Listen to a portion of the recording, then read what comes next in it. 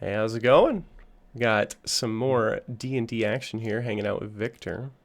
Yeah.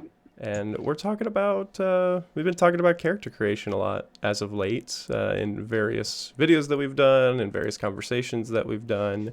And in obviously our research and specifically your research as well, it has brought you to many methods and ideas on what is the right way or what you need to create a character. So, what have you found in the annals of YouTube and research? Well, I've been looking at a lot of various YouTubers on the subject, and many of them have their little the 5 questions or the so many questions you need to ask your character, or you need to ask your players about their character, or however the person in question wants to put it. And there is an urge by many to put it down to some sort of a bullet point list, but I feel many of these don't really they don't for one, many of the questions aren't necessarily the necessary, and many of the questions ask things that you're going to figure out later if you go for a different approach.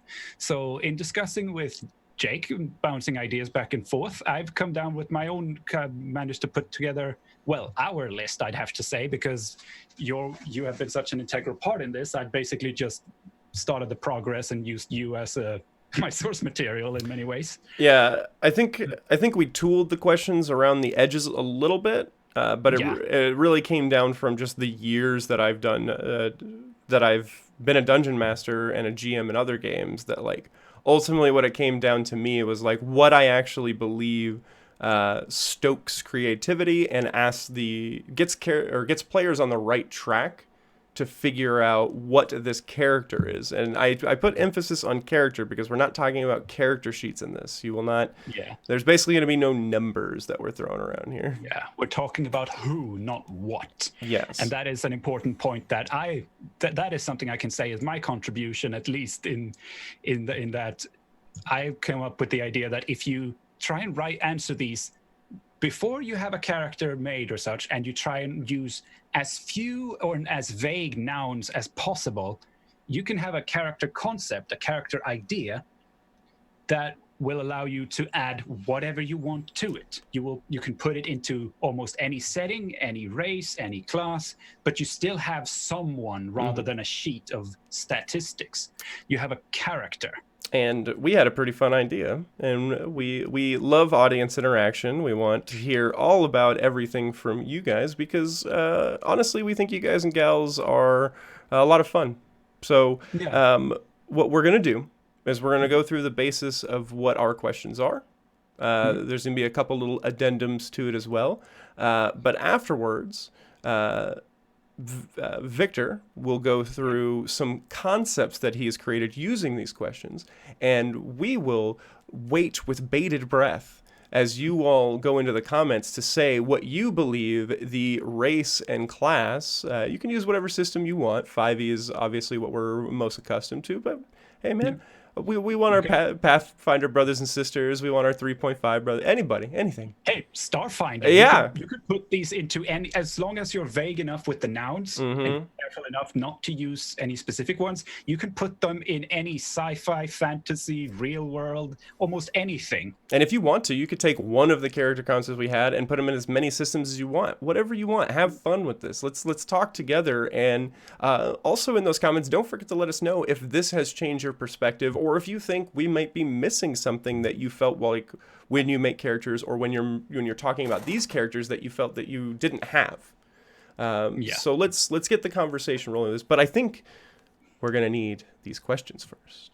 So Yes. when Victor came to me, he said, "All right, I've been doing a lot of thinking about character creation." He said, "If you could, in as small amount of questions as possible and as open-ended as possible, what are the questions that you would ask to get as much out of a player as possible?" And I said, "There's basically 3 questions that I would ask. There's some addendums for if you want a long-term campaign."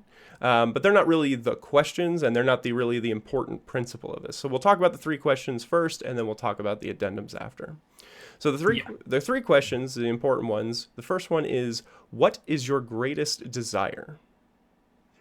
Um, The second What's question, your character? yeah, What's your character's greatest desire? remember, in drives- all of this, we're talking about the character specifically. What is your greatest desire? The second one is, why did you become an adventurer? You know, why did you go out on an adventure? Adventurer, because we kind of 5e focus, but you can because you're making a character for a game, so it is implicit that you will be going out adventuring. So if the character isn't an adventurer yet, what drives you towards it? Yep. Or what makes you wish that you could do it? And then the third question is, what is your most regretted failing? Everybody has a past. Everybody has done something. It may not be as massive as somebody else at the table, but everybody has a most regretted failing. What is yours? No matter how small or big it is in the legal or general world, it can be an enormous failing in the character's own mind. And I think these three questions, when used, will give you what the goal is to actually create questions. Because anytime that you answer this, if you're answering them appropriately, it should, much like the multi-headed Hydra, continue to create questions to near an infinite. These questions should keep arising as you answer questions, if you're answering them with a full heart. The addendums that I would add, if you're trying to create characters for a long-term campaign, something that has character emphasis on it, where you need them to be motivated and driven. Shorter stuff like adventure paths and things like that do not require that, because you go on the adventure, you're done, you're good, right? But on longer-term stuff, I truly believe that the emphasis for play has to come from the characters, or that commitment and enthusiasm level will dwindle rapidly. So the two addendums that I would give are pretty easy. What is your long-term goal? What is your short-term goal? And I would put emphasis on it to be that they are actionable goals, something with timelines, something that can be achieved, not nebulous ideas such as to acquire wealth. No, we want something a little bit more concrete than that. What is it you want to acquire wealth for? Yes, and how much is the end goal for that? Those two last ones we still filled out and we talked about, but they are not the core emphasis. They are there to get more of an idea for longer term campaigns. Yeah, and elements of the previous three can naturally be involved in the later two, because that's the way it happens. If you have what is your greatest desire and your long-term goal or short-term goal, they might be more or less the same, but they can be expressed differently depending on how you ask the question. Yep. And the long-term and short-term goals kind of do a dual purpose of making sure that the player understands why their character is doing something, and so that the DM has something to pull on. To kind of pull on the threads a little bit. It could be for or against. It could be something to test, or it can be something to tease something out of the character and the player. But that's kind of the dual goal of it. So let's go into your first character concept from using this guide that we have created. Yes, I decided to test this little model out, and I made a couple character backstories. And as I said earlier, what I did was I decided that I wanted to use as few nouns as possible. I don't want these to be as ungrounded and unspecific, as little specificity as possible, while still getting as much character and as much who as possible without getting any what. Mm-hmm. So the first one, what is your greatest desire? To prove I can achieve mastery of the arcane without wasting my time in dusty old tomes. Why did you become an adventurer? To learn from experience, but also to get away from the judgment of my peers and to get some use out of my many non-academic skills. What is your most regretted failing? Getting flunked out of Wizards Academy. They flunked me out. All I did was not conform to their outdated methodology on learning the arcane arts, but they have the authority and failing is still shameful. Short-term goal. Excitement. Love me or kill me, but just don't bore me. Long-term goal, to prove to the Wizards Academy that their views are too narrow and that their greatest mistake was flunking me out. Very evocative. Creates a very specific idea in your head, but that specific idea is likely going to be different for everybody, which makes it quite exciting. Yeah, and in a Star Wars setting, you could replace Academy it with Jedi Academy or something else. Yeah. There is There is some nouns here that are a little bit specific, but you can still flex them if you want to put them in a different setting. Yeah. Feel free to tool any of those as long as the spirit's there when you're filling out the comments for your specific setting that you want to play with. It could even be something that you're not actually playing, but it's something that you're excited about, or you just want to take a different take if there's a lot of people talking about whatever setting is like the most popular in the comments. Do your own thing. Yeah. So if you take the one that I present, the character that I presented here, what is the first thing you think it is, both in terms of race, in terms of class, in terms of what weapon they use, if any? Yeah. But also ask yourself, is there anything this character couldn't be? If you take 5e, for example, you could have the feat, I can't remember the name of it, but like a magic initiate, and be anything. And that's might be all you need. Yep.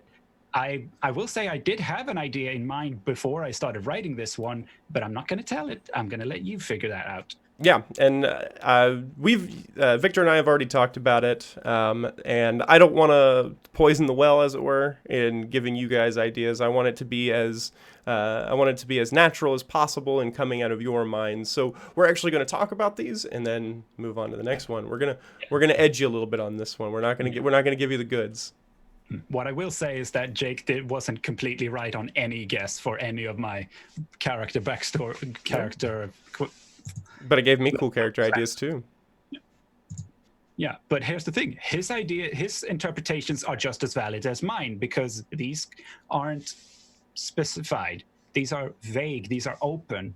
And the amazing thing about this kind of a system is that it can be used for so many things. If you're a GM and you want to know what your players know, you'd want to know who the characters are rather than what they are. If you want them to develop an identity first, you could ask your players that before you even pick a class or a race, I want you to answer these questions once, and then we'll figure out the mechanical stuff once we're at the table.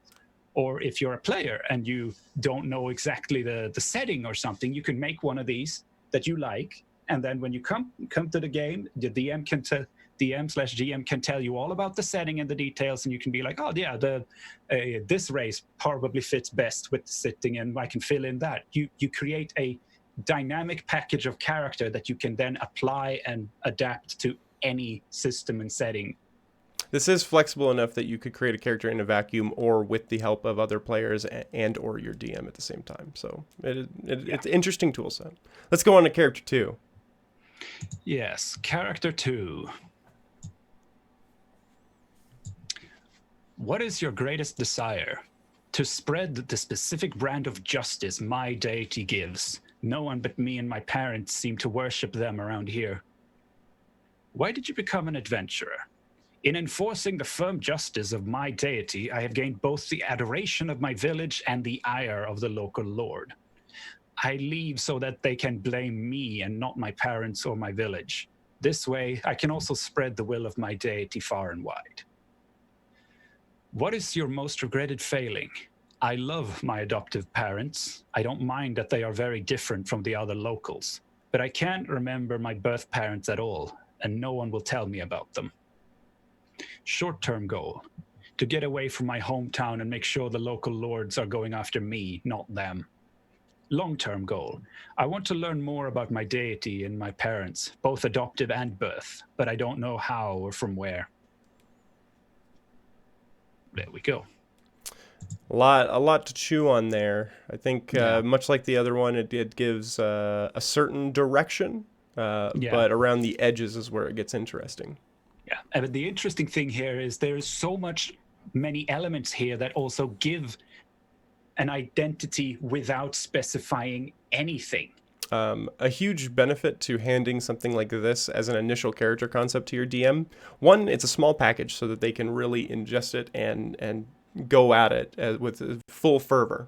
And the second part is that my favorite way of creating characters for my campaigns, especially long-term ones that I know I'm going to be playing for a year or two, is that I like to build the backstory with the players. So I like to have their emphasis and kind of like the spirit that they want, but because I have to create the world around them, that I help flesh out the meat in it. So when they hand me something like that, I'm like, oh, okay, this would be a perfect spot for this city or for this town. And this deity, if you like, here's a list of deities that this would actually really fit for. And I like to kind of like work around the edges and build in for what they've given me the structure for. And then back and forth, they say, ooh, but can we do this? And back and forth, back and forth. So we almost keep a volley of creativity, and it gets us both excited about their character. Yeah. And let us also point out that the fact that the character referred to it as a deity doesn't mean that it, strictly speaking, has to be a deity of of any classical definition. And It these could be anything as long as it's seen as a deity. And I these- didn't use god or goddess or anything else. Yeah. Deity is a vague, open term. And these hanging question marks is also good for a DM to create a lot of subterfuge or subversion in the campaign of changing expectations and creating mystery. Yeah, you give them a big structure upon which they can put the finishing touches in so many ways. All right. The building blocks are potential. Let's get to our third and final character concept. All right. Character 3. What is your greatest desire? To achieve complete harmony with the universe and be free of the ego and the self. Why did you become an adventurer? To get away from the sheltered life where I could no longer test or push the limits of my peace of mind. What is your most regretted failing? Regret is an emotion like any other. It can only be maintained by holding on to it or grasping for it. But I have found it hard to let go of the fact I couldn't convince my master that leaving home on my own was the best way to continue my training. Short-term goal. To test my ability to maintain equanimity in the face of the harsh realities in the real world. Long-term goal. To achieve full transcendence with the world.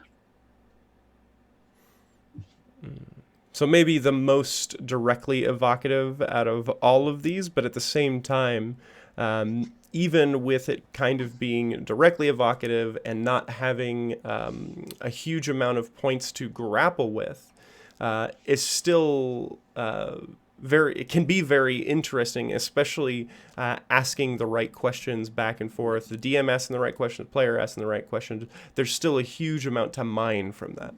Yes, and as with all of them, it may sound very specific looking at it ahead of time, but when you think about it, you can still fit this to any race, any class, any whatever your system is using. You just need to think, what does this kind of understanding, this kind of thinking translate to in those contexts? Yep. And there are so many further questions and interesting conflicts and dynamics that can appear from that. Yep. I would suggest to anybody to at least use this as an exercise. Maybe this isn't something that you use in your campaigns, or it's not something that is useful to you directly, but I do believe that these tools can be useful for you as an exercise to get better at creating character concepts, especially if you're planning to get more into the collaborative aspect of creating characters with other players or with your DM specifically, which I do really, really adhere to. If you're trying to get very deep and emotionally driven narratives, it is imperative that you are collaborative with at least your DM in that regard. Yes, and feel free to put in your own ones in comments or in forums or wherever you wish, and feel free to, because I feel like there is a lot of potential with this idea because if you present this concept as a first step towards your campaign, that I want you to I'm starting a campaign, answer these questions and use as few nouns as possible. That sets a tone right at the get-go that I want characters. I don't care what it doesn't have to be mechanically decided, but I want to know that there is someone beyond the mechanics. Yeah, I think the setting up the tone is a very important aspect as well. Well, is there anything else that you think we should talk about in this? Just say what you wish. Feel free to share this with people who you think need to consider this. If you have a player that is having a hard time going beyond The sheet. beyond the sheet, feel free to let them, and even if you already have a character, answering these questions can really help flesh them out Agreed. a lot. Yep. Yeah, so there are so many things you could do with this, and yeah, let us know if we inspire you to make something. I've started using this method a bit to make characters and just doing it without the nouns is such a good training, both in terms of like writing and how to tell a story without grounding these things. It really helps me develop identities first, Mm-hmm. and then start working on what those identities are tied to. Yeah. And it gets super interesting when you start asking the question of why. So if you take these questions, answer them, and then ask why. That's where it gets deep. And ask these questions with your GM or your players or whatever it might be. Yep. And don't be afraid to leave a little bit open and hand it to your DM. Be like, I don't know why. Maybe you can answer that for me as we play. And it's like, oh, now you're giving the DM quite a bit to work with, and it can be very exciting. Well, I think that's about what we're going to get for right now. I hope you all found this useful and fun, and I hope that we can work together in this exercise to make us all better as a community, because everybody wins when everybody gets better. Yeah, and we'll see about putting the questions and such in an easy copy and paste format in the information box below. I'll make sure those get in there. I'll probably also put the character stuff in the description as well. Yeah, do that, and so people have easy access to it. They don't have to re-listen every time they want to look further and try and make a new guess. Yep. So I'll label them and put them in the description. So again, you don't have to. You can actually answer it while you're listening to us. So that will be in the description for you. Thank you so much for joining me once again, Victor. Dungeons and Dialectics would not be anything without you, even though we've tried. But I do greatly enjoy this, and this was a very fun one. Yeah, I may at some point say what these specific backstories, what I had for idea of a character beyond, but I'm gonna hold off on that as long as I can make myself. There you go. It's been a joy, and please let me know if you get used to this. Yeah. See you all later.